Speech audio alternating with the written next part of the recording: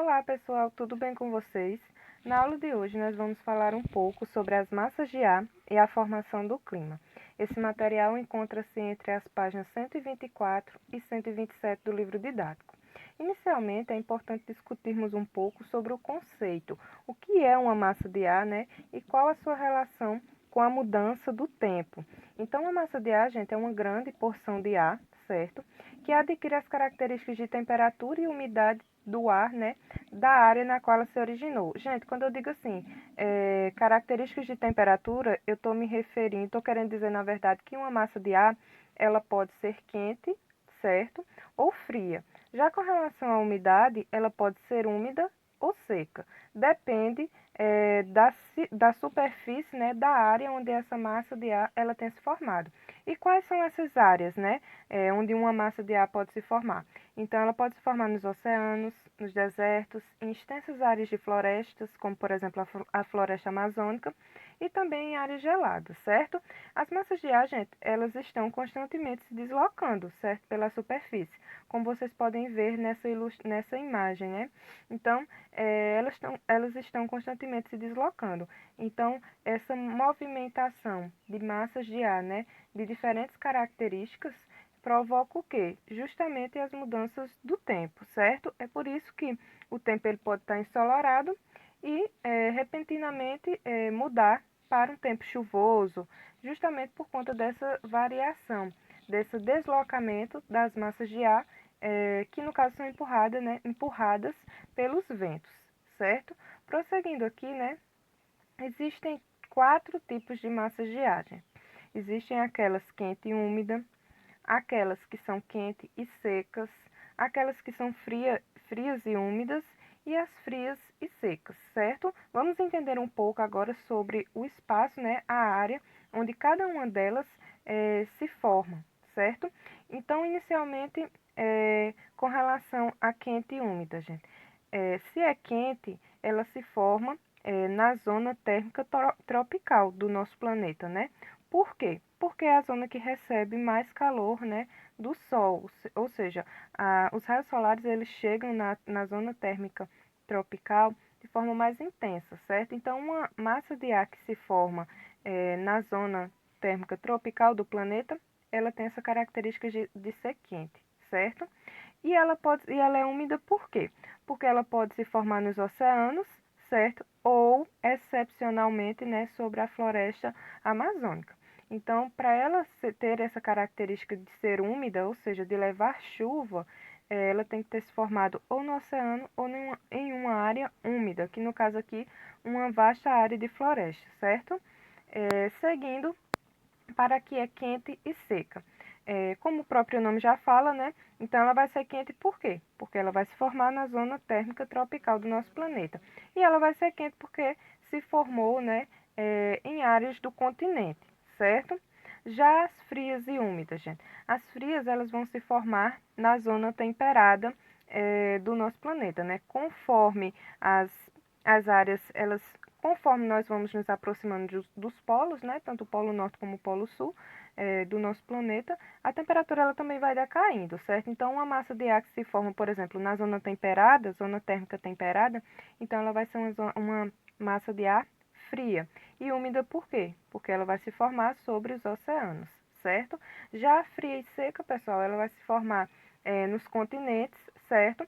Nas zonas temperadas ou polares, certo? Então, quanto mais próximo dos polos, mais frio, menor vai ser a temperatura, então as massas de ar que se formam nessas áreas também serão frias, porque lembrando sempre, as massas de ar elas possuem características de temperatura e umidade, da superfície na qual ela se formou, ok?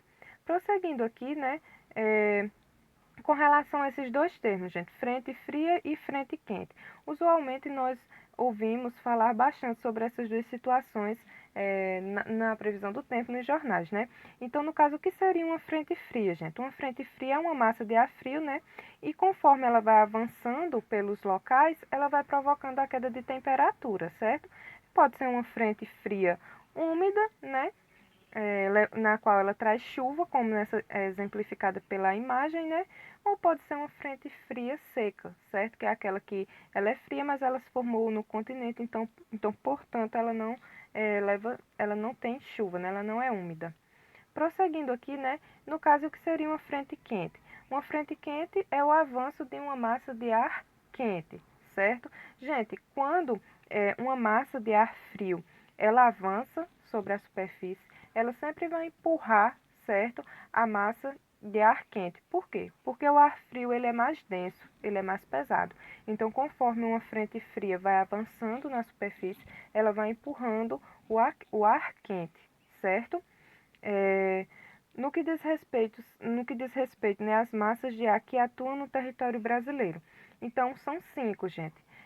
A massa equatorial atlântica, certo? É uma massa quente e úmida. A equatorial continental, gente, é justamente uma massa de ar que se forma na floresta amazônica, certo? Ela é quente também e ela é úmida por quê?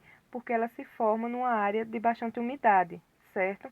A tropical atlântica ela é quente e úmida também, porque ela se forma, né? Ela se forma justamente no Oceano Atlântico, ok? E existe também a tropical continental, que é uma massa de ar quente que se forma no continente, certo? Então ela é quente e seca. Existe também uma massa de ar frio, né, que atua aqui no território brasileiro, que é a massa polar atlântica. Então aí vocês podem ver a distribuição, né, e os movimentos, as direções, né, em que essas massas de ar elas vão seguindo ao longo do nosso território, certo? Gente, o clima, né? As massas de ar, elas estão intimamente relacionadas com o clima, certo? A atuação, né, delas. Então, veja só, o clima de uma determinada região, ele resulta, na verdade, de uma combinação aí que une tanto elementos climáticos como fatores geográficos. E a gente vai entender um pouco, né, sobre o que é cada um desses elementos e fatores. Os elementos climáticos, gente, são três: temperatura, umidade e pressão atmosférica. A temperatura, né, ela depende da insolação. Isso é, né, da quantidade de luz e calor do Sol que incide sobre um determinado local, certo? Então, portanto, se uma área ela se localiza, por exemplo, próxima à linha do Equador, a gente já sabe, né, que é uma área que recebe, né, bastante luz e calor do Sol. A umidade, gente, ela se refere à presença de vapor d'água, né, a presença do vapor d'água da atmosfera, certo? E a pressão atmosférica é a pressão, é o peso, né, que a atmosfera exerce sobre tudo o que existe na superfície terrestre. É como se fosse o peso do ar. Então, tudo isso vai influenciar na formação do clima. E lembrando, esses são os elementos climáticos. Existem também, né, os fatores geográficos, certo? Então, a combinação entre os elementos do clima e os fatores geográficos é o que vai definir o clima de um local. Então, iniciando pela latitude. O que é a latitude, gente? A latitude é a distância de um determinado local, considerando o quê? A linha do Equador, certo? Então, na nossa superfície, né, na superfície terrestre, é a zona tropical, principalmente, né, ao longo da linha do Equador, recebe a maior quantidade de radiação solar, certo?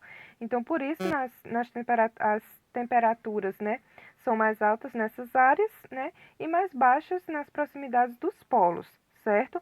Já com relação à altitude, pessoal, a altitude é a altura do local com relação ao nível do mar, certo? Quanto mais alto for um local, mais frio, ok? E existe a continentalidade e a maritimidade, gente. Esses dois termos, né, são característicos de quê? No caso, se um local ele está mais distante, né, do mar ou oceano, mais distante é o mais próximo de um determinado mar ou oceano, certo? Gente, esses dois, a maritimidade e a continentalidade, eles são muito importantes para a gente entender a variação de temperatura de um determinado local. Por quê? Ó, os continentes eles vão se aquecer e se resfriar mais rapidamente do que os oceanos. A água ela leva mais tempo para se aquecer do que a superfície terrestre, porém ela também leva mais tempo para perder esse calor, certo? Então, enquanto as águas conservam, né, o calor por mais tempo, o continente, no caso, ele se resfria mais rápido. Então, por isso, as áreas mais distantes dos oceanos, né, elas têm a maior variação de temperatura. Então, de dia elas se aquecem mais rápido, né, e à noite elas se resfriam também mais rápido. Então, devido ao quê? À evaporação desse calor, né? Já as áreas que elas são próximas aos oceanos, gente, elas vão apresentar justamente uma taxa de precipitação maior, são áreas em que chove mais, certo? Então percebam, gente, existe uma série, né, de elementos e de fatores que vão influenciar na formação do clima de um determinado local. Então, quando a gente pensa no clima de uma determinada localidade, nós temos que analisar o fator geográfico, ou seja, onde aquele local está situado, certo? E os elementos climáticos, ok? Prosseguindo aqui, né? Agora, com relação, gente, a um ponto que tem sido bastante discutido nos últimos tempos, que é a interferência humana no clima global, certo? Mas antes disso, é importante a gente tomar conhecimento sobre um efeito, né, natural do nosso planeta que é imprescindível para a nossa vida, certo? Que é o efeito estufa, gente. O efeito estufa ele é um fenômeno natural, como eu já falei, né, que ele provoca o aquecimento das camadas atmosféricas mais inferiores, certo? Devido ao quê? À retenção do calor irradiado pela superfície do planeta. Então é como se o Sol ele mandasse seu calor, né? Mandasse seu calor, seus raios solares. Posteriormente, volta metade desse calor e uma parte fica retida aqui no nosso planeta, certo? Essa parte que fica retida, gente, ela é muito importante para a nossa vida, porque sem ela a temperatura aqui seria baixíssima, certo? Então, nós não sobreviveríamos, certo? Então, ele é muito importante para a manutenção da vida na Terra, porque ele faz com que o nosso planeta se mantenha aquecido, ok? Só o que é que vem acontecendo, gente? Esse efeito, ele vem se intensificando. Por quê, né? Por conta da ação antrópica, ou seja, a ação do homem. Então, essa ação do homem ela vem contribuindo para a intensificação do efeito estufa, no caso, o que provoca o aquecimento global. E como isso acontece? Então, vejam só. O principal causador, né, do efeito estufa, da intensificação do efeito estufa, é justamente, né, o carbono, certo? O carbono, gente, ele é um gás que ele é emitido por quê? Pela queima de combustíveis fósseis, o petróleo, o gás ou o carvão mineral, e também pelas atividades industriais, certo? Então, quando ocorre a queima desse elemento, né, o gás ele vai ser emitido para a atmosfera e esse gás ele tem a capacidade de reter mais calor. Se você retém mais calor, né, é claro que a temperatura média do planeta ela vai se elevar, certo? E isso é o que causa a intensificação do efeito estufa e o aquecimento global, ou seja, o aquecimento do nosso planeta como um todo.